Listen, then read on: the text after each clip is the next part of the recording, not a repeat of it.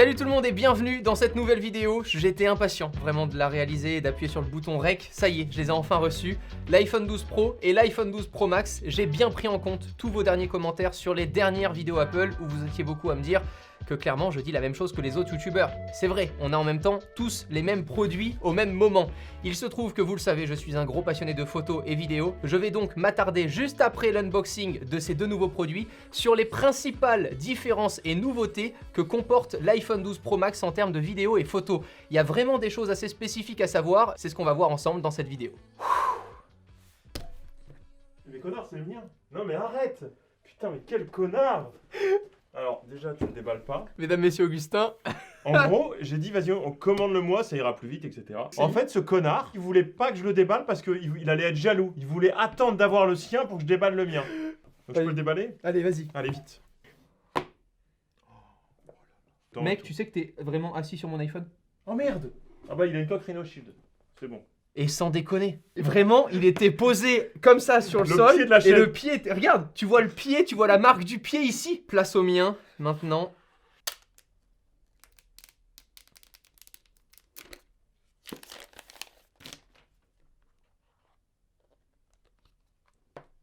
Je suis vraiment trop content. C'est énorme. Oui, allô? Attends, je me cache. Attends, non, je crois qu'il m'a pas vu. Je crois qu'on est bon, il m'a pas vu. C'est vrai qu'il est très très grand, hein. Il est vraiment sublime. Comme je le disais, je le garde sans coque uniquement 24 heures, mais comme à chaque vidéo Apple, cette vidéo est sponsorisée par Rhino Shield qui ont toujours des collections exclusives. Et sachez que là, dès maintenant, vous avez moins 20%. Habituellement, c'est moins 10%. Là, c'est moins 20% pendant uniquement 24 heures avec le code TechNews2020 à utiliser sur l'ensemble du site Rhino Shield. Encore une fois, c'est grâce à eux qu'on peut se procurer ces nouveaux produits pour vous les présenter et vous en faire gagner. Encore une fois, abonne-toi à la chaîne et je te dis à demain. Là, j'ai choisi d'avoir les coques bumper pour pouvoir garder la compatibilité avec la recharge MagSafe. Et voilà, c'est aussi simple que ça se configure en 3 secondes et ça permet d'avoir à la fois les objectifs qui sont protégés quand je le pose sur la table et à la fois d'avoir les bords qui sont totalement protégés. Je suis trop content de ce design qui est de nouveau avec des bords assez marqués, assez carrés, qui sont plus du tout courbés. Personnellement, je suis vraiment tombé amoureux de ce design depuis que j'ai acheté l'iPad Pro et que je me rends compte justement, je sais pas, de l'ergonomie du produit, de la beauté du produit, vraiment au-delà d'un usage, je trouve que ces produits sont juste magnifiques, quoi. Et voilà, setup new iPhone.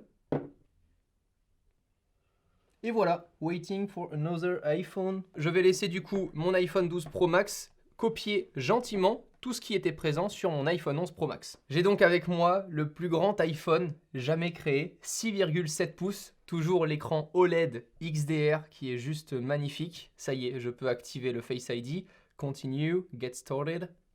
Regardez la différence de taille entre le 12 Pro et le 12 Pro Max. Évidemment, il y a une première différence entre ces deux-là, c'est la taille, mais également la batterie due à l'autonomie. 17 heures de lecture annoncée pour l'iPhone 12 Pro contre 20 heures de lecture vidéo annoncée pour l'iPhone 12 Pro Max. Avant de continuer, découvrons ensemble les dernières collections annoncées par Rhino Shield qui sponsorise cette vidéo. Tout d'abord, la collection Fortnite qui vient de sortir si vous adorez le jeu, ou encore Hunter x Hunter si vous êtes plutôt manga. Et évidemment Assassin's Creed avec la nouvelle sortie du jeu. Ces 3 nouvelles collections sont d'ores et déjà dispo et les AirPods qui peuvent eux aussi être protégés grâce à des coques Rhino Shield. Je vous laisse checker tout ça sur le site de Rhino Shield, le lien est dans la description.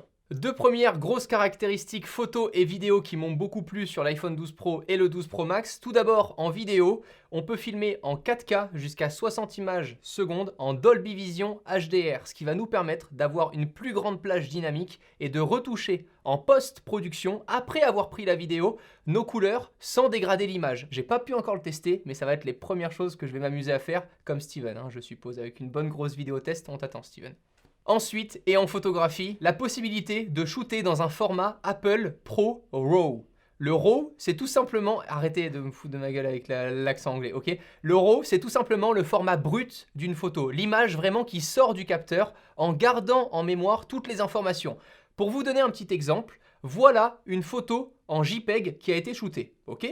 Maintenant, la photo en RAW qui a été shootée. Ce sont exactement les mêmes, sauf que le format JPEG, Si je veux retoucher mon visage qui, comme vous l'avez vu, est beaucoup trop éclairé, eh ben j'ai pas toutes les informations en main, donc je vais venir vraiment dégrader l'image quand je vais vouloir corriger la luminosité et la colorimétrie sur celle-ci.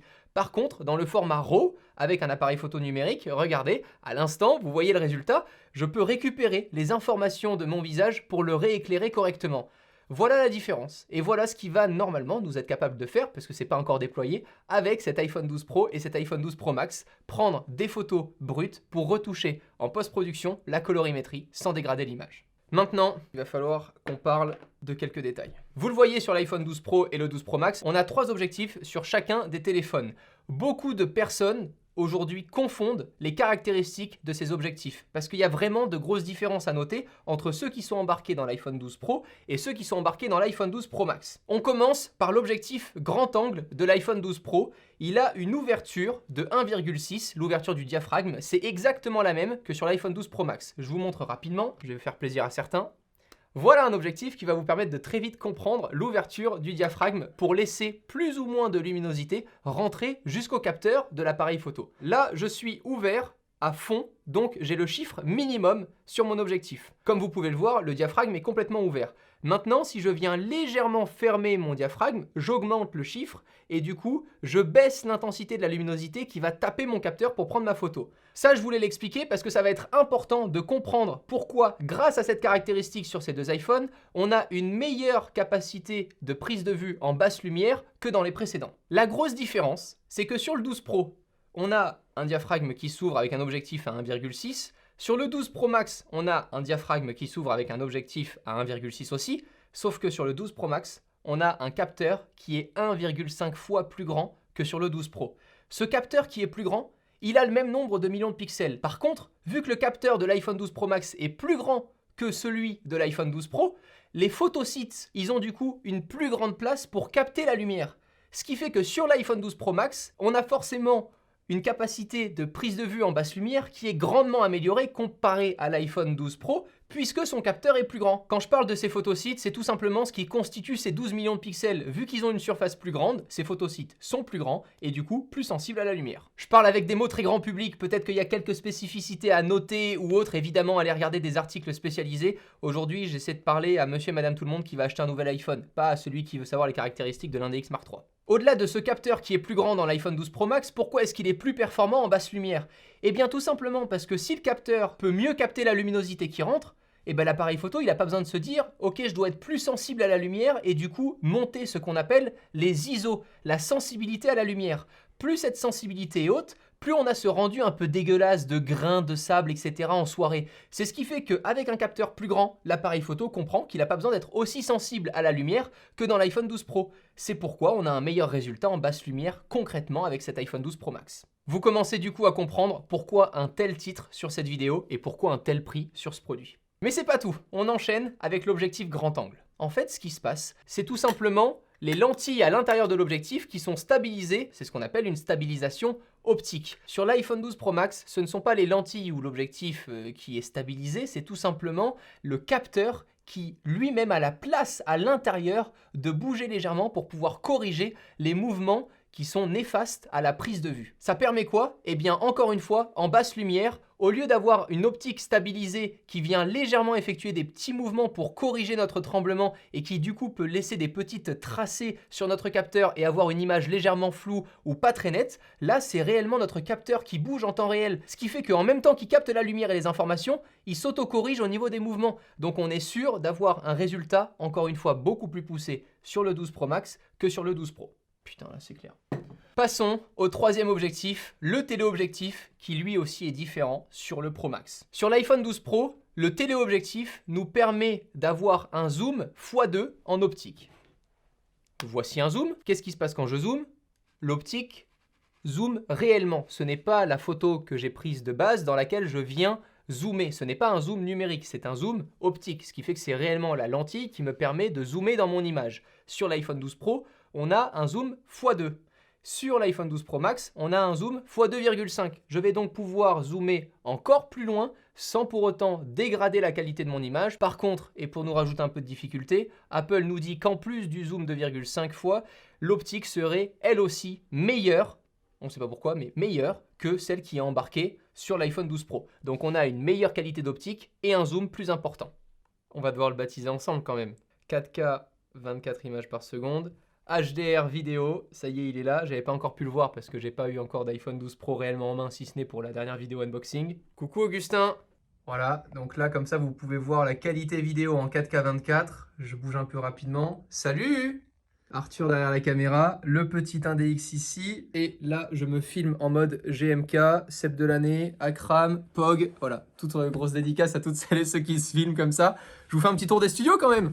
Bon, c'est filmé à l'arrache, hein. Là, je suis complètement plus du tout éclairé. Et puis, on va tout rééclairer. Oh, L'iPhone 12 mini, il est là. On le déballe dès demain en vidéo. Et on le fera gagner sur Instagram avec Léo Duff. Ici, l'espace podcast. Juste ici, on a l'espace... Oula, non, faut pas que je vous montre là ce qu'il y a derrière. Voilà ce qui est aujourd'hui possible avec l'iPhone 12 Pro Max. D'ores et déjà, là, vous devez voir une différence. Voilà, on l'aura baptisé ensemble.